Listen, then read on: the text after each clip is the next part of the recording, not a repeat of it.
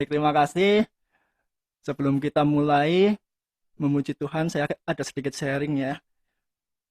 Saya benar-benar merasakan kebaikan Tuhan yang luar biasa sekali. 1 tahun ini benar-benar seperti bertubi-tubi kebaikan Tuhan buat saya dan keluarga saya. Kalau dalam cerita perumpamaan anak yang hilang, mungkin saya sekarang sedang ada di fase Tuhan memestakan saya.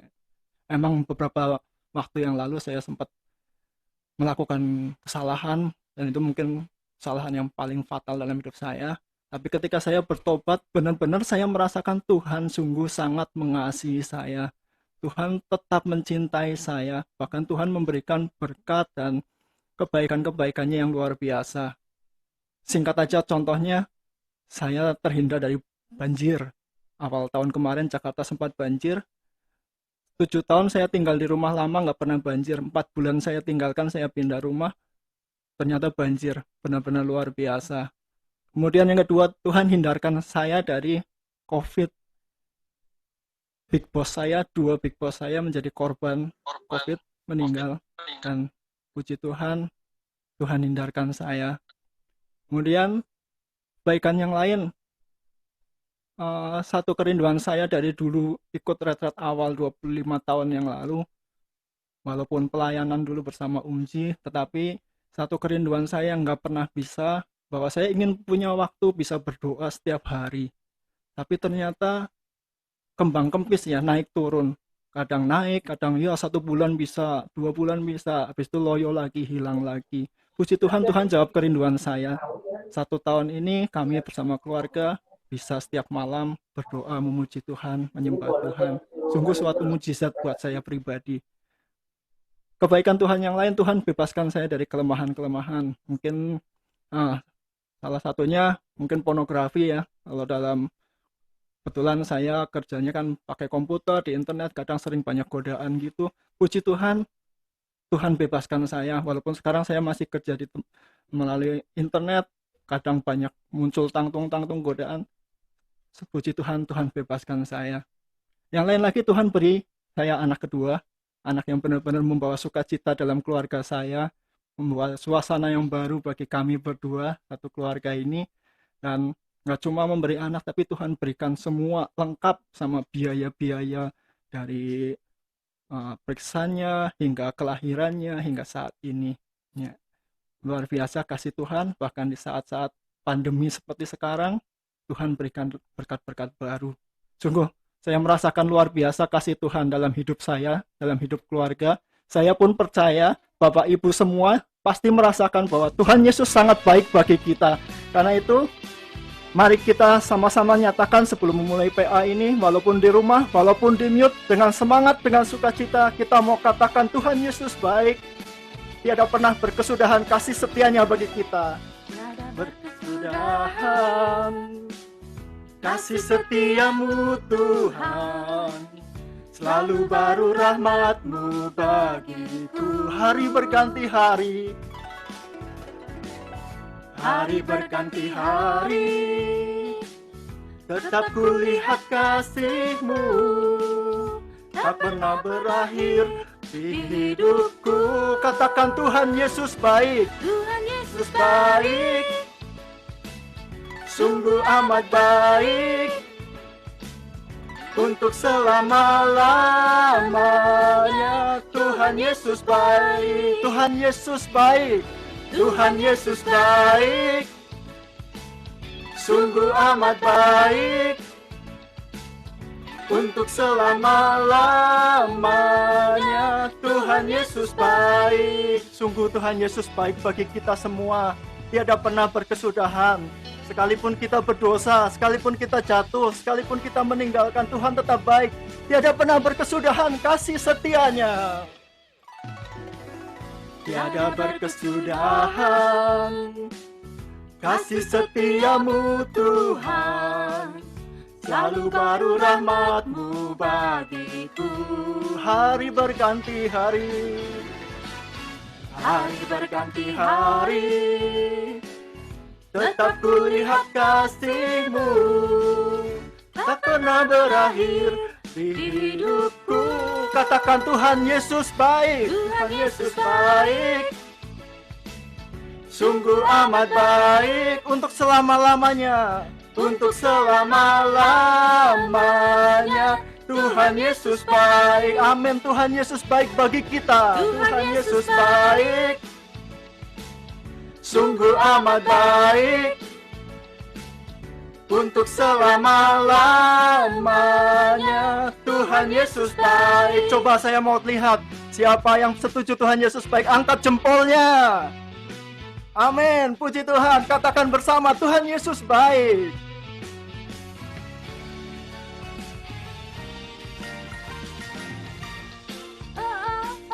Sungguh amat baik untuk selama-lamanya. Tuhan Yesus baik, Tuhan Yesus baik, Tuhan Yesus baik, sungguh amat baik untuk selama-lamanya. Tuhan Yesus baik sampai selama-lamanya, sampai selama-lamanya. Tuhan Yesus baik untuk selama-lamanya, untuk selama-lamanya. Tuhan Yesus baik. Haleluya. Beri sorak-sorai bagi Tuhan kita Yesus Kristus. Luar biasa kebaikannya bagi kita semua. Amin. Baik, mari kita sejenak tundukkan kepala kita. Kita buat tanda kemenangan Kristus. Dalam nama Bapa, Putra, dan Roh Kudus. Amin. Tuhan Yesus, terima kasih. Engkau baik bagi kami. Engkau sungguh sangat baik, sangat mengasihi kami, Tuhan. Malam hari ini, kami bersyukur, Tuhan. Engkau kumpulkan kami di sini. Kami percaya, bukan kami yang rindu, namun Engkau yang menaruh kerinduan bagi kami, Tuhan, untuk mendengarkan sabda-Mu malam hari ini. Sungguh, kami percaya, Tuhan, bahwa apa yang tidak kami mengerti, akan Kau buat mengerti malam hari ini melalui pemberitaan firman-Mu, Tuhan. Nyatakanlah kehendak-Mu atas kami. Buat kami mengerti bahwa Engkau sangat mencintai kami, sangat mengasihi kami. Kami mau berterima kasih padamu, Tuhan. Yang dulu tak ku mengerti, sekarang Kau buat mengerti. Kau singkapkan mataku dengan kasih-Mu yang tak pernah kami pikirkan, Tuhan. Yang tak pernah ku pikirkan, sungguh telah Kau sediakan. Kau curahkan berkat-Mu limpah dalam hidupku. Terima kasih Yesus, terima kasih Yesus, terima kasih Yesus. Kami berikan syukur kami malam hari ini. Syukur hanya bagi-Mu, ya Allahku, ya Tuhanku. Terima kasih Yesus, terima kasih Yesus, terima kasih Yesus. Kami beri syukur bagi-Mu, syukur hanya bagi-Mu. Terima kasih Yesus. Benar Tuhan, biarlah malam hari ini kami boleh bersyukur, berterima kasih kepadamu, karena Engkau sungguh baik bagi kami. Sekarang Kau buat mengerti, Kau singkapkan mataku dengan kasih-Mu yang tak pernah kami pikirkan, yang tak pernah ku pikirkan. Sungguh telah Kau sediakan. Kau curahkan berkat-Mu limpah dalam hidupku. Kami angkat tangan, kami nyatakan terima kasih Yesus. Terima kasih Yesus. Oh, kami berterima kasih untuk semua kebaikan-Mu di dalam hidup kami ya Tuhan, yang tidak pernah berakhir, yang selalu baru setiap hari. Kami naikkan syukur bagi-Mu Tuhan. Ya Allahku, Ya Tuhanku, terima kasih Yesus. Terima kasih Yesus. Terima kasih Yesus. Biarlah pujian kami hanya bagimu Tuhan. Hanya bagimu. Terima kasih Yesus. Benar Tuhan, puji syukur dan terima kasih kami hanya layak untuk-Mu Tuhan, yang sungguh baik bagi kami. Engkau yang memelihara dan mengasihi kami Tuhan. Engkau yang mengampuni dan mencintai kami. Karena itu kami katakan terima kasih Yesus. Haleluya.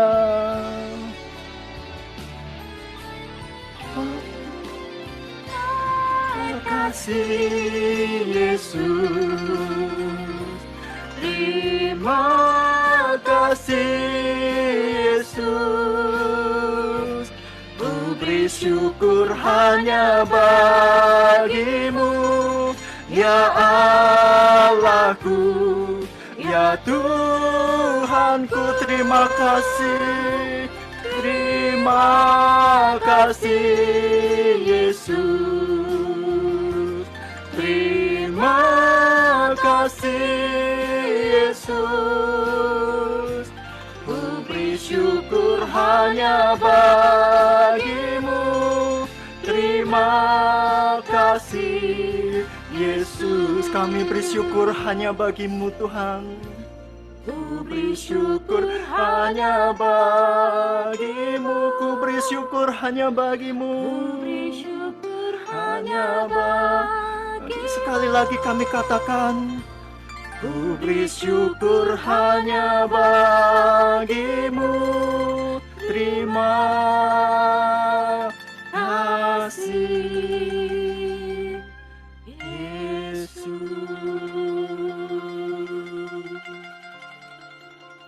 Haleluya. Oh, terima kasih Yesus. Haleluya. Puji syukur kami naikkan kepadamu ya Tuhan, untuk malam hari ini yang Engkau sediakan bagi kami.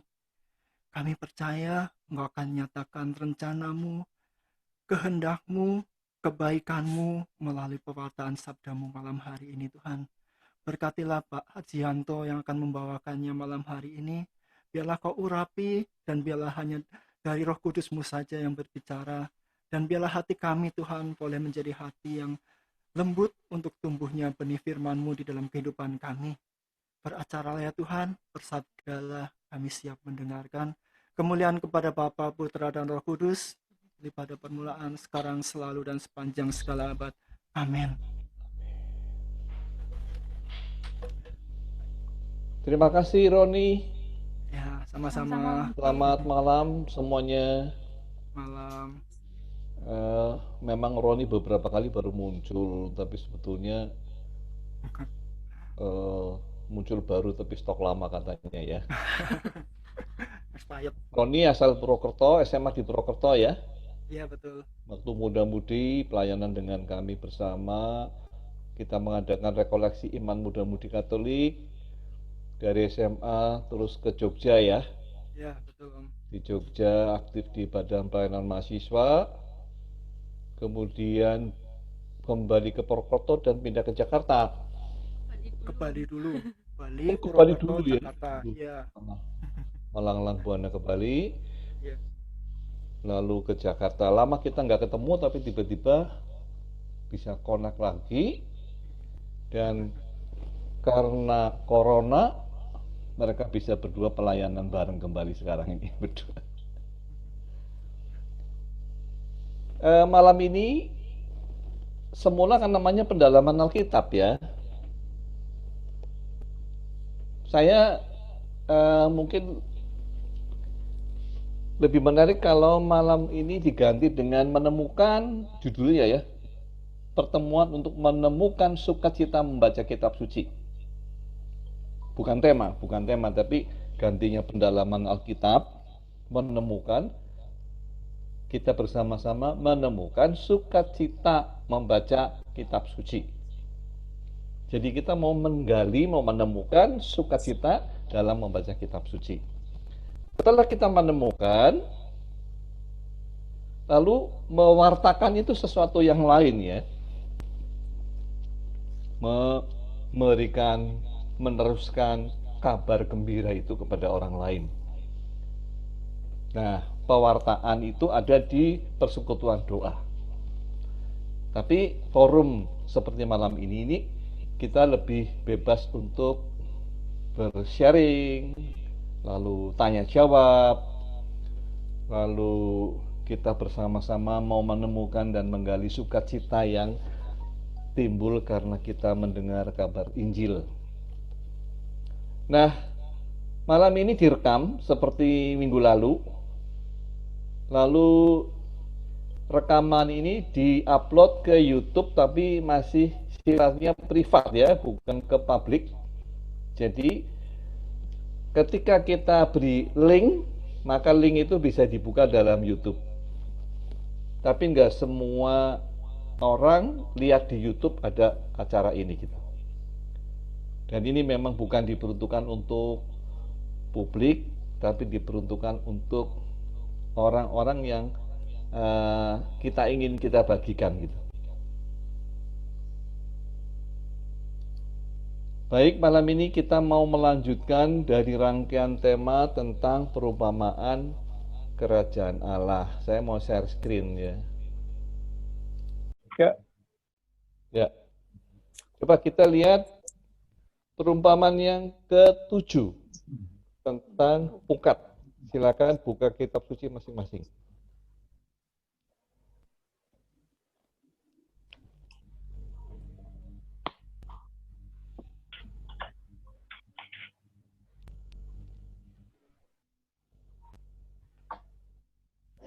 Ini salah satu boleh membacakan.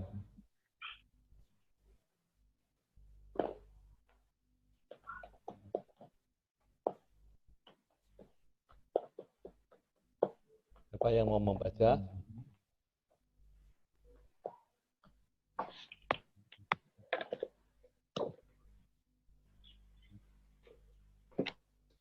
Susi boleh membacakan? Sudah?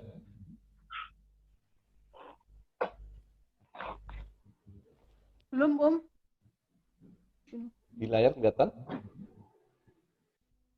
Di layar kelihatan. Oh iya. Ya. Oke. Yo.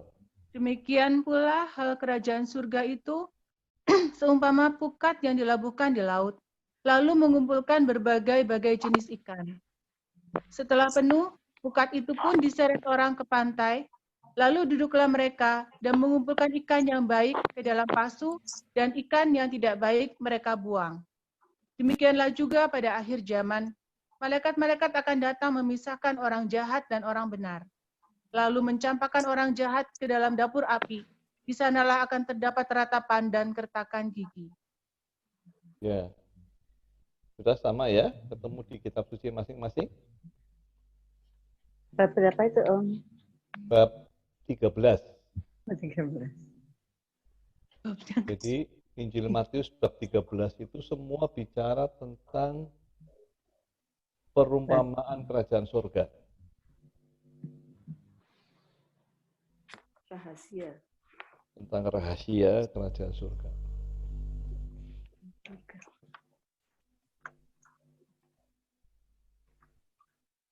Nah, kita perhatikan demikian pula hal kerajaan surga tadi. Yang kita sudah dengar. Umpama pukat yang dilakukan di laut. Lalu mengumpulkan berbagai jenis ikan. Setelah penuh, pukat itu diseret orang ke pantai. Lalu duduklah mereka dan mengumpulkan ikan yang baik ke dalam pasu. Dan ikan yang tidak baik mereka buang.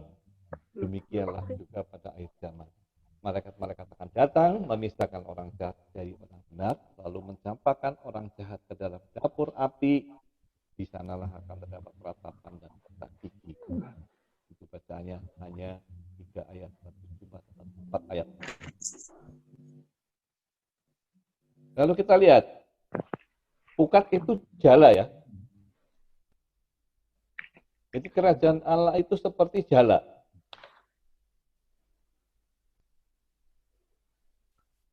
Kita sering dengar mungkin pukat harimau atau jala besar gitu ya. Kerajaan surga dalam perikop ini diumpamakan seperti pukat yang dilabuhkan di laut, lalu mengumpulkan berbagai jenis ikan. Setelah penuh, pukat diseret ke pantai, lalu orang duduk mengumpulkan ikan yang baik ke dalam pasu dan ikan yang tidak baik mereka buang. Kerajaan Allah mau menangkap berbagai macam orang yang akan dikumpulkan dalam pukat, dan pada akhir zaman yang jahat akan dipisah dari yang benar dan dicampakkan ke dalam dapur api, di mana di sana ada ratapan dan kertas gigi. Sekarang gambarkan pukat jala. Nah, sekarang kita lihat dari bacaan tadi ada proses kegiatan dan masanya. Ada masa saat pukat dilabuhkan di laut, jadi baru ditenggelamkan, ayat 47. Lalu ada masa saat ikan-ikan masuk dan mengumpulkan dengan berbagai jenis ikan. Lalu ketiga, masa saat pukat telah penuh lalu diseret ke pantai. Lalu yang keempat, masa saat ikan-ikan dipisah, yang baik dimasukkan dalam pasu dan yang jahat dibuang. Ini hanya ada dalam 2 ayat, tapi ada 4 tahap.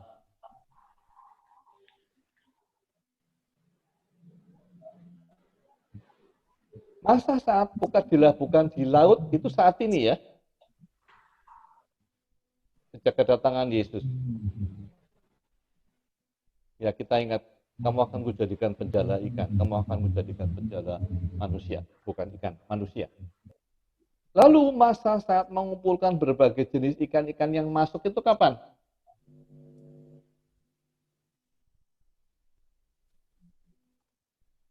Saat ini atau nanti?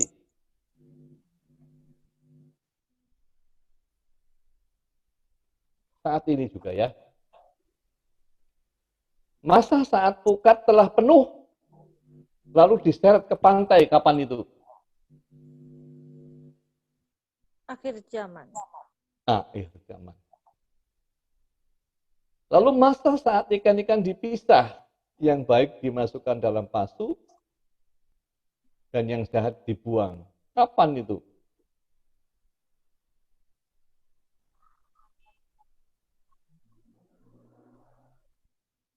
Siapa yang mau jawab? Akhir zaman. Saat kedatangan Yesus yang kedua. Akhir zaman juga ya. Itu. Jadi 4 tahap ini, 2 itu dilakukan saat ini dimulai dari kedatangan Yesus.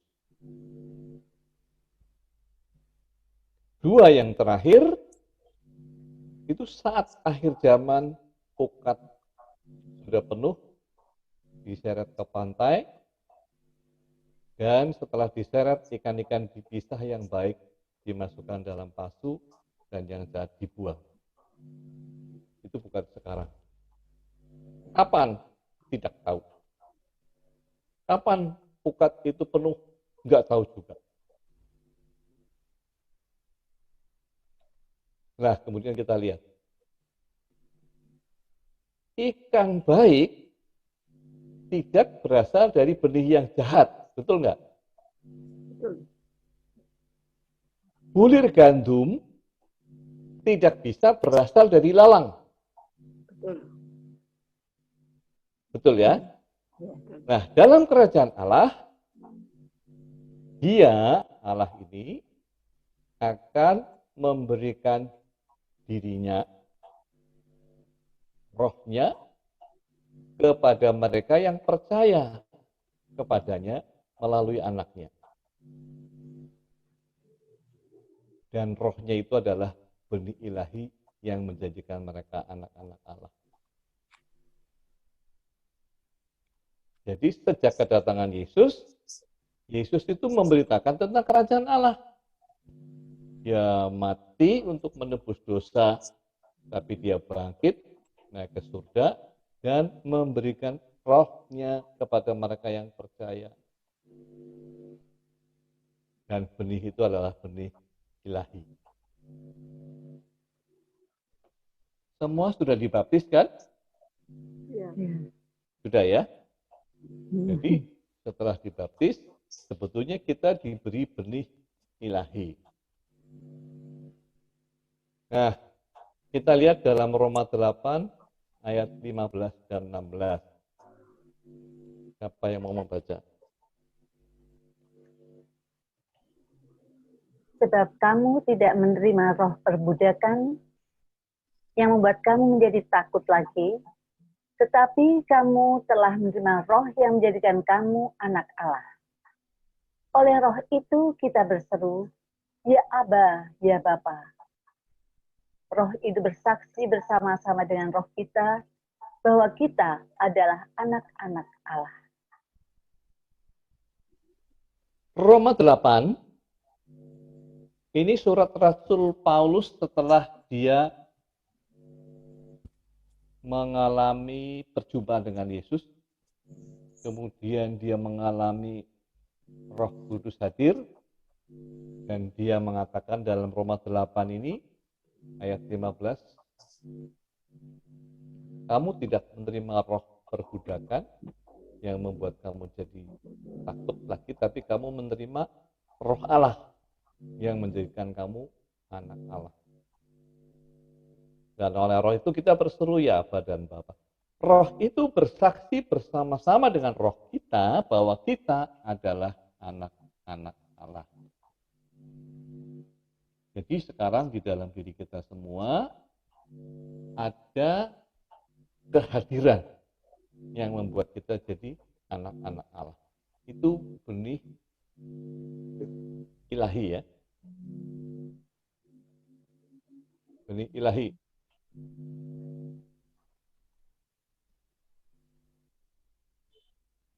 Lalu kita lihat dalam surat Yohanes yang pertama, bab 4 ayat 2 sampai 4 kita baca.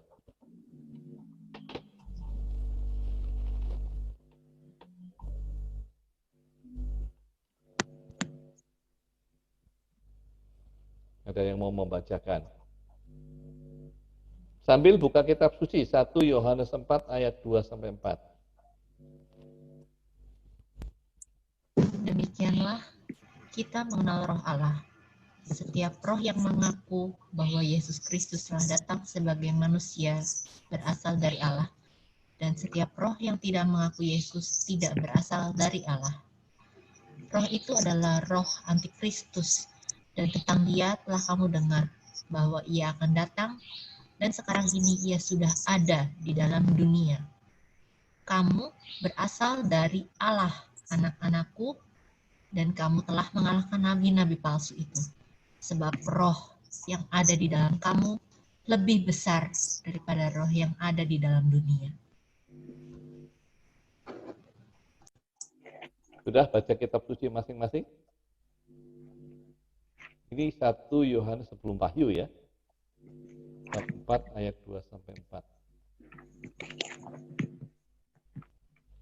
Demikianlah kita mengenal roh Allah, dan setiap roh yang mengaku bahwa Yesus Kristus telah datang sebagai manusia berasal dari Allah. Ayat 4, kamu berasal dari Allah, anak-anakku, dan kamu telah mengalahkan nabi-nabi palsu itu, sebab roh yang ada di dalam kamu lebih besar daripada roh yang ada di dalam dunia. Rasul Yohanes ini mau mengatakan bahwa karena roh Allah itu sudah diberikan kepada kita, itu sesungguhnya kita sudah menjadi manusia baru, dan kita itu sesungguhnya berasal dari Allah. Kamu berasal dari Allah.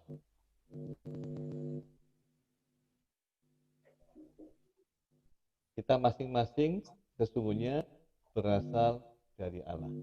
2 minggu yang lalu kita gandum atau ilalang?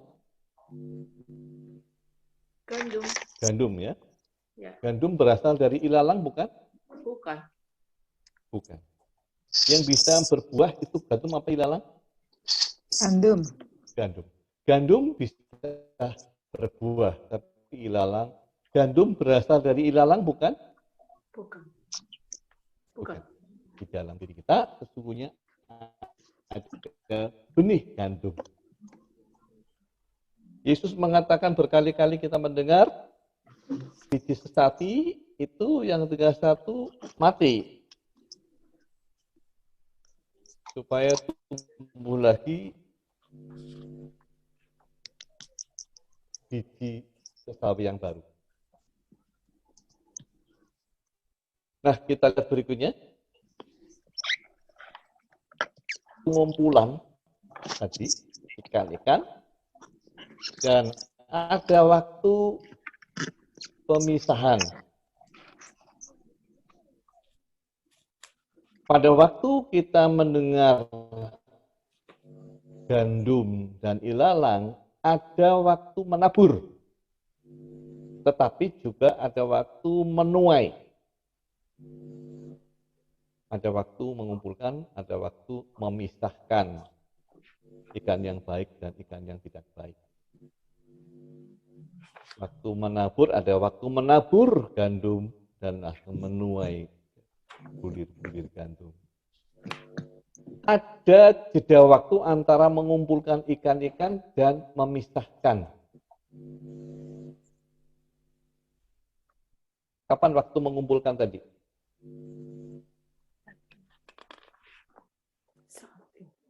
Waktunya mengumpulkan itu kapan tadi? Sekarang. Sekarang. Lalu waktunya memisahkan? Akhir zaman. Akhir zaman. Akhir zamannya. Kita berada di mana sekarang? Di akhir zaman. Saat ini. Saat ini. Waktu mengumpulkan atau waktu memisahkan? Mengumpulkan. Lagi dikumpulkan. Kita sedang Ya. mengumpulkan. Cuma mungkin ya kita nggak terlalu merasakan ya. Iya. Tapi malam hari ini kita diingatkan lagi bahwa sekarang itu masanya kerajaan Allah sedang Memisahkan. mengumpulkan. Mengumpulkan. Demikian juga dalam perumpamaan ilalang dan gandum ayat 24 sampai 30 ada jeda waktu antara waktu menabur benih Kan ini punya banyak kayak gini. dan menuai hasil.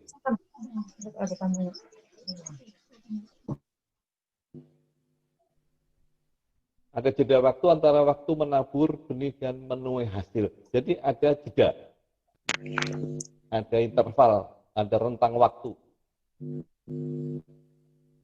Ikan-ikan baik berasal dari ikan-ikan baik. Ikan-ikan tidak baik berasal dari ikan-ikan yang tidak baik. Jadi tidak mungkin terjadi ikan-ikan baik berasal dari ikan yang tidak baik atau sebaliknya, ikan yang tidak baik berasal dari ikan baik. Dua itu sudah jenisnya berbeda. Bulir gandum berasal dari benih gandum. Ilalang berasal dari benih ilalang. Nah sekarang, jeda waktu itu untuk apa? Jeda waktu itu suatu proses untuk pengudusan dan penyempurnaan. Saat ini adalah saat untuk proses pertobatan. Proses untuk pertumbuhan. Proses untuk perubahan, proses untuk pengudusan, proses untuk penyempurnaan, proses untuk pemulihan, proses untuk pengampunan, proses untuk penyembuhan. Jadi setelah ikan-ikan itu ditangkap, sampai dengan akhir zaman, pasti ikan itu terjadi proses. Ketika benih-benih gandum itu ditanam, pasti akan terjadi proses sampai pada waktu penuaian. Itulah saat-saatnya supaya pada waktu ikan-ikan yang ditangkap itu bisa terjadi perubahan. Agar benih ilahi bisa bertumbuh dan pada saatnya menghasilkan bulir-bulir gandum untuk dikumpulkan dalam lumbung. Jadi proses itu adalah proses supaya benih tadi tumbuh dan saatnya menghasilkan bulir-bulir gandum. Allah menghendaki sebanyak mungkin orang diselamatkan. Karena itu tadi umat itu menunggu sampai penuh. Yesus sudah datang ke dunia. Dia memanggil orang-orang untuk mengikuti Dia dan diselamatkan. Dan semua ini adalah inisiatif Allah. Sekarang kita lagi melihat apa yang sedang dipikirkan Allah buat kita. Allah menghendaki sebanyak mungkin.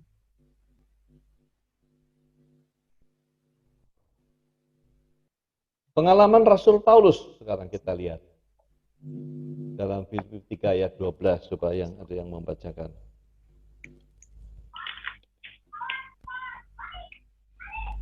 Apa Pak? Bacaannya. Filipi 3 ayat 12.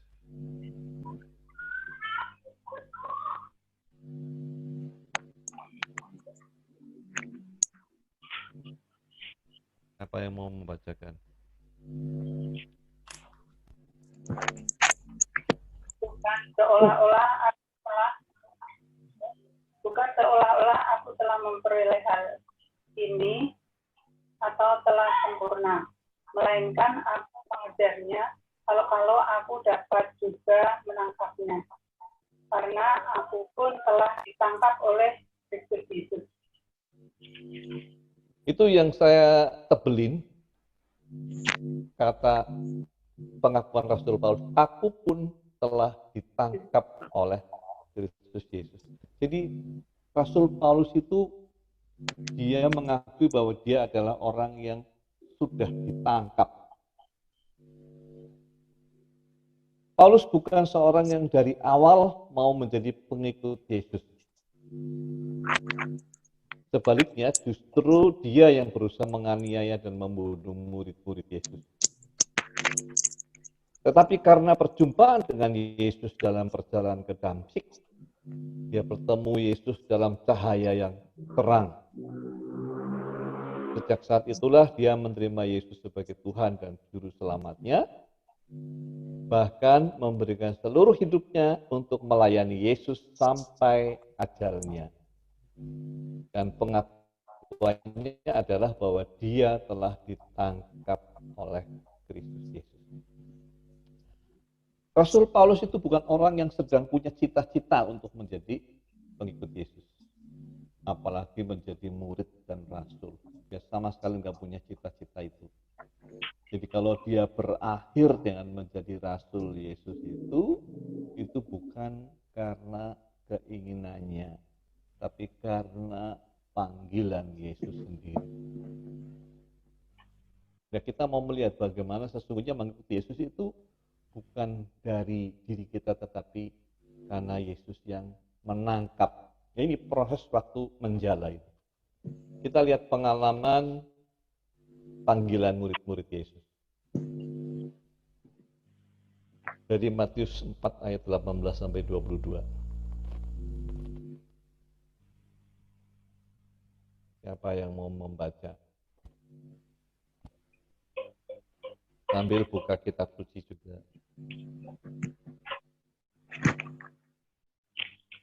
Matius 4.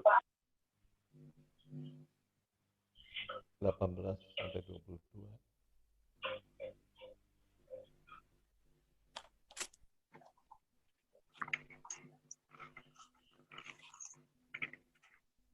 Dan ketika Yesus sedang berjalan menyusur Danau Galilea, ia melihat dua orang bersaudara, yaitu Simon yang disebut Petrus dan Andreas saudaranya.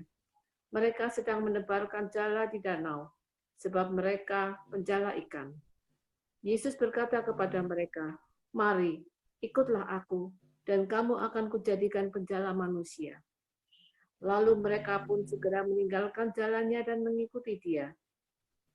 Dan setelah Yesus pergi dari sana, dilihatnya pula dua orang bersaudara, yaitu Yakobus anak Zebedius dan Yohanes saudaranya, bersama ayah mereka, Zebedius, sedang membereskan jala di dalam perahu. Yesus memanggil mereka, dan mereka segera meninggalkan perahu serta ayahnya, lalu mengikuti dia. Nah, kita perhatikan tulisan-tulisan yang saya tebelin. Ini Matius bab 4 awal-awal ketika Yesus memanggil murid-muridnya. Petrus dan Andreas ini sedang menjala ikan di danau. Yesus ke sana, nyamperin, lalu mengatakan, "Mari, ikutlah aku, dan kamu akan kujadikan penjala manusia." Lalu mereka pun segera meninggalkan jalannya dan mengikuti dia. Jadi kayaknya ada sesuatu yang menghipnotis mereka. Mungkin yang dimaksud dengan menjala manusia juga apa maksudnya, mereka belum tahu. Terus jala-jala dan keluarga mereka itu pada kemana?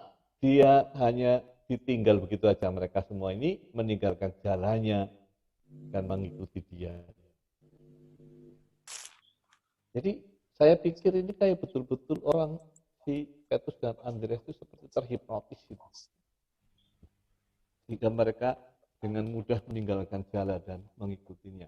Lalu setelah Yesus pergi dari sana, ada dua orang bersaudara, Yakobus anak Zebedius dan Yohanes saudaranya. Sama ayah mereka, Zebedius sedang membereskan jala dalam perahu. Ini juga kayaknya keluarga nelayan semuanya ini. Yesus memanggil mereka, dan mereka segera meninggalkan perahu serta ayahnya lalu mengikuti dia.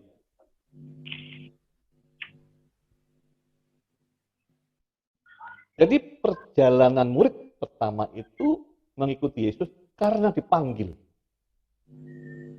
Dipanggil itu juga tanya, Yesus juga nggak tanya mau atau tidak. Mari ikutlah aku. Dan mereka mengikuti. Lalu kita lihat Yesus memanggil murid pertama bukan mereka yang mempunyai inisiatif untuk mengikutinya. Mereka akan dijadikan penjala manusia. Langsung dikasih tugas ya. Mungkin mereka juga belum mudeng apa yang dimaksud. Tapi tujuannya jelas mau dijadikan penjala. Mengatakan penjala karena mereka juga nelayan dan berurusan dengan jala tadi gitu. Dan malam ini kan kita lagi melihat bahwa kerajaan Allah itu seperti jala gitu. Yang berusaha menangkap. Paulus tadi ditangkap gitu. Orang sebetulnya bukan lagi sedang punya kerinduan untuk mencari Yesus dan mau mengikuti Yesus. Lalu panggilan Yesus pada Matius. Matius 9 ayat 9. Dari kitab suci.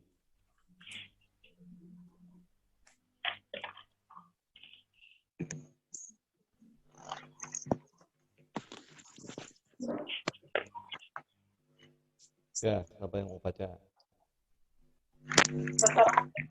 Dari situ, ia melihat seorang yang bernama Matius duduk di rumah cukai.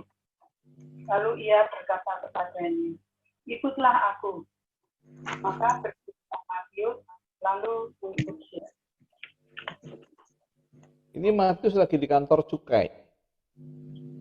Yesus lewat. Injil ini yang menulis Matius. menulis tentang dirinya sendiri. Jadi Matius ini dia menyebutkan dia sendiri. Jadi ini pengalaman pribadinya Matius. Ikutlah aku, kata Yesus.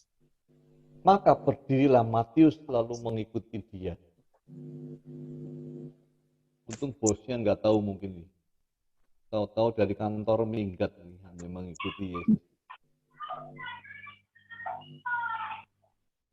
Dari tempat kerja di rumah cukai, Matius dipanggil untuk mengikuti Yesus. Pada waktu saya mendampingi katekumen, pada waktu awal itu saya mesti tanya. Ternyata latar belakang katekumen itu macam-macam. Ada yang betul-betul mengatakan saya sebetulnya nggak mau, tapi dipaksa istri saya. Dipaksa istri saya, ini laki-laki, tapi kok ya mau gitu.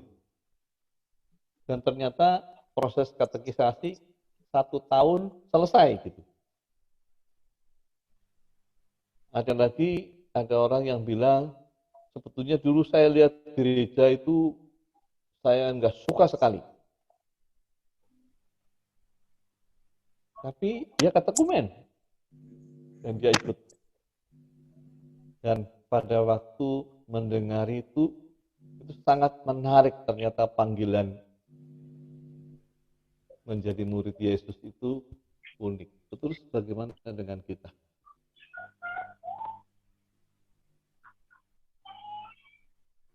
Kapan kita waktu dibaptis kita bisa ingat, terus apa yang mendorong kita dibaptis? Apakah juga kita tahu apa maksud dari dibaptis itu?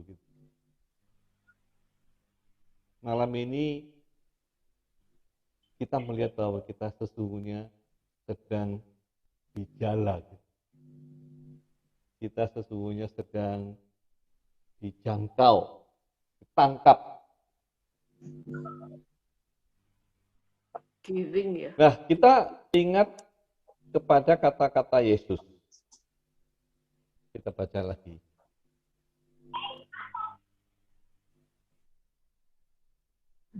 Siapa yang mau membaca?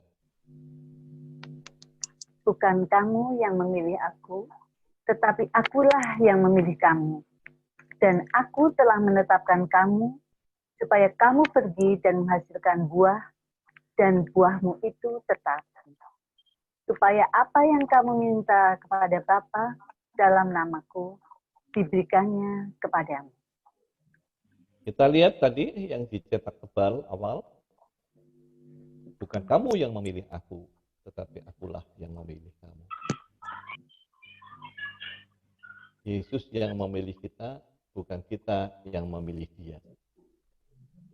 Saya sering mengatakan ini, siapa yang lebih tahu? Kita orang tua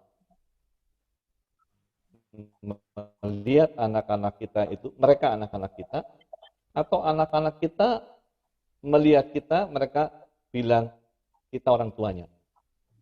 Mana yang lebih tahu? Kita sebagai orang tua. Sebabnya apa?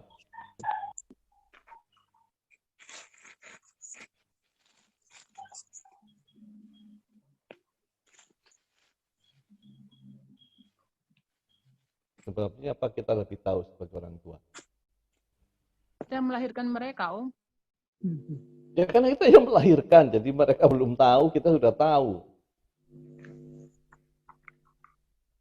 Dan mereka itu anak-anak kita. Tapi anak-anak kita yakin bahwa kita orang tua mereka bukan? Kalau hidupnya Yakin, Om. Yakin. Bagaimana mereka tahu bahwa mereka yakin kalau kita itu orang tua mereka? Karena kita yang bilang sama mereka. Kita yang bilang sama mereka. Apakah Tapi ada rasa nyaman gitu ya? Rasa nyaman itu sama orang tua sendiri gitu. Terus apa lagi? Bagaimana anak-anak yakin bahwa orang tua yang ada bersama kita itu orang tua kita? Ya karena kita memberitahu mereka, Om. Dan tidak pernah berpisah. Dan tidak pernah berpisah. Apalagi? Dari Karena akte kelahiran, Om. kita baik Dari sama dari akta kelahiran, ya disebutkan bahwa Ya, akte kelahiran. dari akta kelahiran. Jadi ada surat yang menyatakan bahwa si anak-anak itu adalah orang tuanya itu, gitu. Tapi dia pasti karena lahir dari kecil itu nggak pernah melihat orang tuanya, jadi nggak pernah bisa punya keyakinan bahwa mereka itu betul-betul orang tuanya apa enggak. Bukan. Tapi dengan surat kelahiran itu meneguhkan mereka bahwa mereka itu lahir dari orang tua yang namanya disebutkan dalam surat. Itu yang meyakinkan. Bagaimana sekarang kita tahu bahwa kita anak-anak Allah? Baptis, Sudah, dengan baptis, sudah dimeterai. Kita dengan baptisan. Surat baptis, Om. Ya? Surat Sudah baptis. dimeterai. Baptis. Surat Di surat baptis. baptis apa disebutkan? Gitu? Ada surat yang tebelnya Kitab suci. kitab suci itu. Yang menjelaskan ternyata bahwa kita itu anak-anak Allah. Tadi begitu atau bukan? ada roh yang Ada roh diberikan pada yang kita. menyebutkan, yang Dia yang meneguhkan nanti juga. bersaksi. Dia yang bersaksi. Apalagi Perilaku Berarti- kita, ya gimana? perilaku kita padahal perilaku kita. Sebagai contoh, anak-anak disebut anak setan karena perilakunya seperti setan. Kalau kita perilakunya seperti Allah, maka kita sebut anak Allah.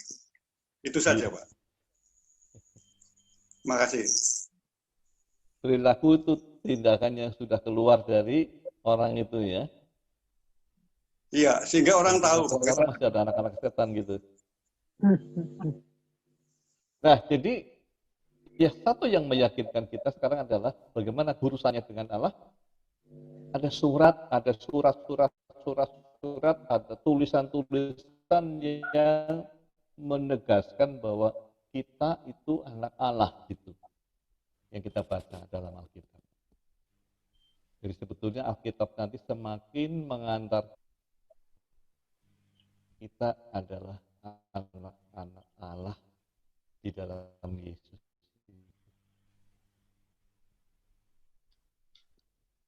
Yesus yang memilih murid-murid, bukan mereka yang memilih Yesus. Tidak ada orang yang dapat datang kepada Yesus dan mengikutinya jikalau mereka tidak dipilih, tidak dipanggil, dan tidak ditariknya ke dalam kasih-Nya. Jadi nggak ada dengan kemampuannya sendiri orang mau mengikuti atau menjadi murid dan mereka memilih Yesus. Jadi ketika kita mengikuti Yesus itu bukan karena semata-mata keinginan dan kemampuan kita. Tapi Yesus memanggil tiap-tiap orang dengan cara yang unik.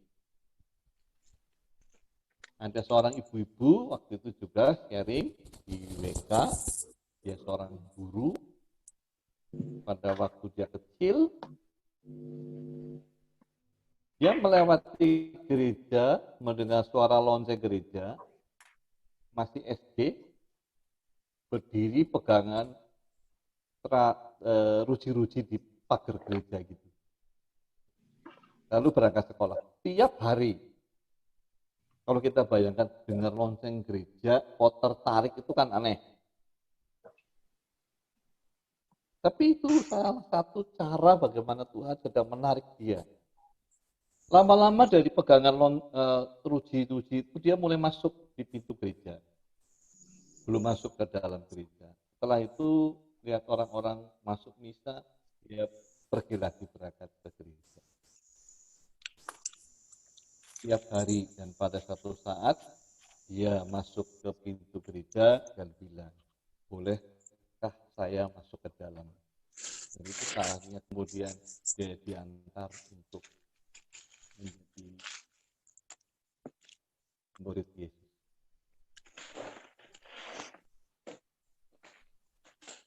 Kalau pendengar cerita ini sangat menarik bahwa kita semakin meyakinkan ada sesuatu yang menarik orang-orang itu kepada dia. Itu cinta Yesus. Nah, pilihan dan panggilan Yesus atas orang-orang adalah untuk apa?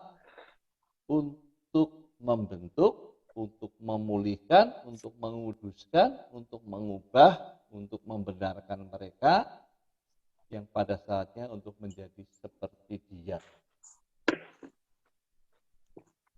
Jadi tadi ada jeda, boleh dikumpulkan sampai dipisah. Proses apa? Proses untuk membentuk, memulihkan, menguduskan, mengubah, membenarkan.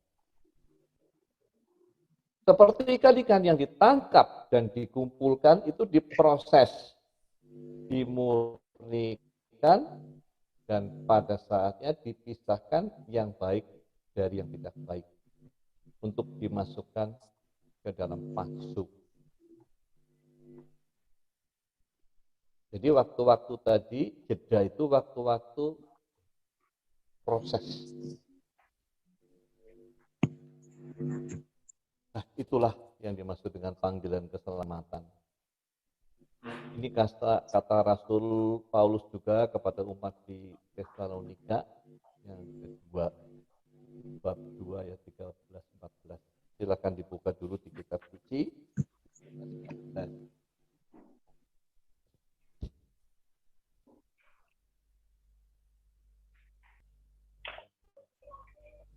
Terus dibaca. Siapa yang mau membaca?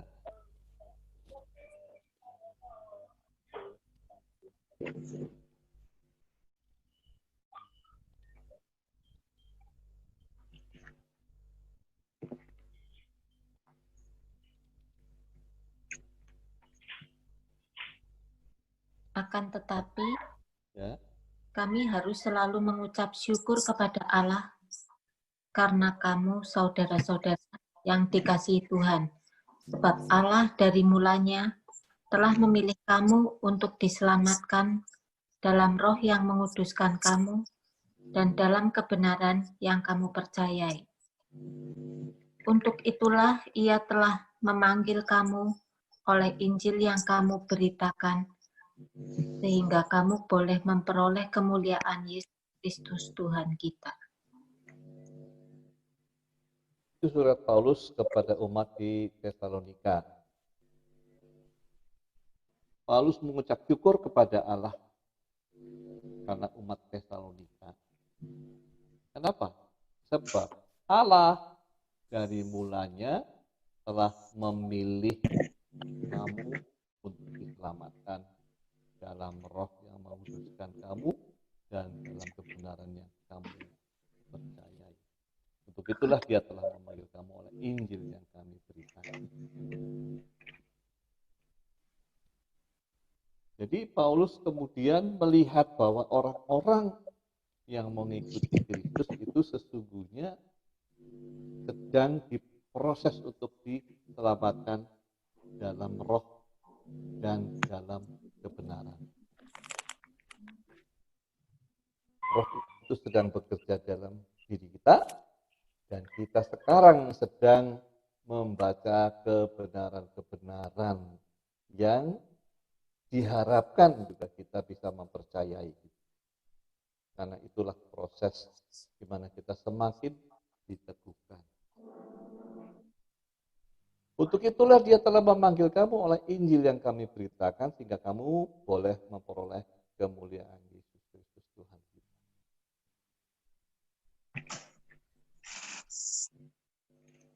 Akhir dari proses keselamatan.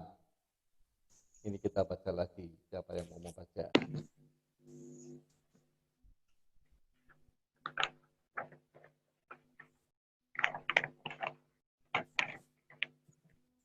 Semoga Allah damai sejahtera menguduskan kamu seluruhnya, dan semoga roh, jiwa, dan tubuhmu terpelihara sempurna dengan tak bercacat pada kedatangan Yesus Kristus Tuhan kita. Ini akhir dari proses keselamatan. Akhir proses itu pada kedatangan Yesus Tuhan kita. Apa yang diharapkan pada kedatangan Yesus Kristus Tuhan kita menurut Paulus tadi? Kita Roh, sudah sempurna. dan tubuhmu Sempurna. sempurna dengan tak bercacat Dan tidak tercatat pada saat kedatangan Tuhan Yesus. pada kedatangan Tuhan. Roh, jiwa, dan tubuh.